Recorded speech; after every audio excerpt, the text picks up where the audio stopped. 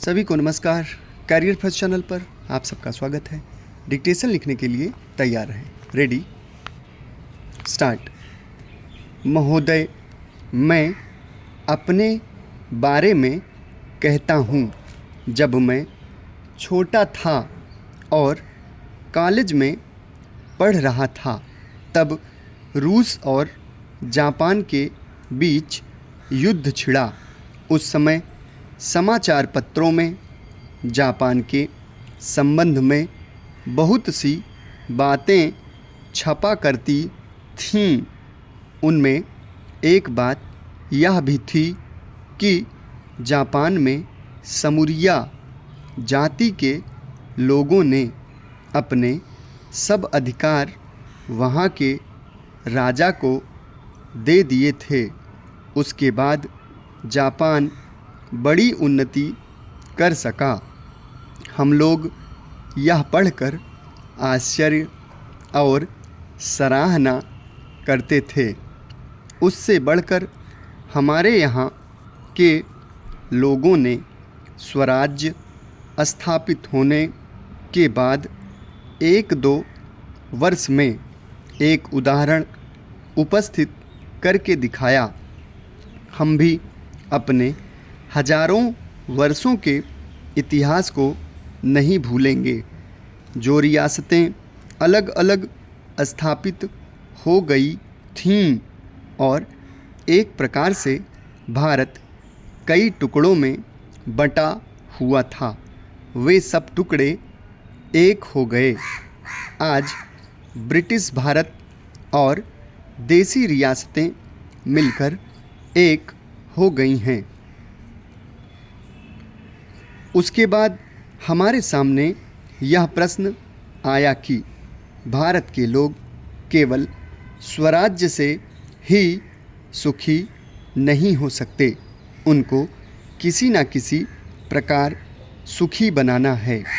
इस संबंध में सरकार ने अपनी ओर से प्रायः सभी राज्यों में जमींदारी और जागीरदारी उन्मूलन के कानून उपस्थित किए और वे कानून पास हुए।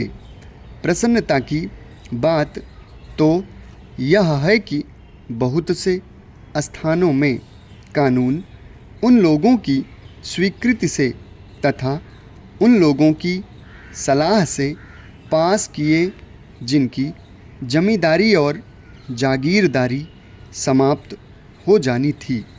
यह भी देश प्रेम का उदाहरण है।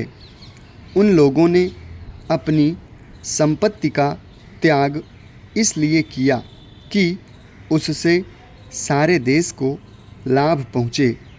वह काम भी लगभग पूरा हो गया और पूरा होता जा रहा है। हमारे सामने मार्ग प्रशस्त है और अब हमें इस पर चलने की शक्ति चाहिए। हम में परस्पर कभी कभी इस प्रकार की संकुचित धार्मिक अथवा सामाजिक भावना देखने में आती है, जिसके कारण कभी कभी लड़ाई झगड़े हो जाते हैं। हम इस चीज़ को भी दूर करने का प्रयत्न कर रहे हैं। हमारे संविधान में स्पष्ट बता दिया गया है कि कोई चाहे किसी भी धर्म का क्यों ना हो, किसी भी जाति का क्यों ना हो, इस देश में सबको समान अधिकार है। गरीब से गरीब आदमी को भी वही एक वोट देने का अधिकार है, जो कि राजा साहब को है या मुझे। धर्म के नाम पर किसी प्रकार का भेदभाव नहीं किया जाता है। समाप्त। धन्यवाद।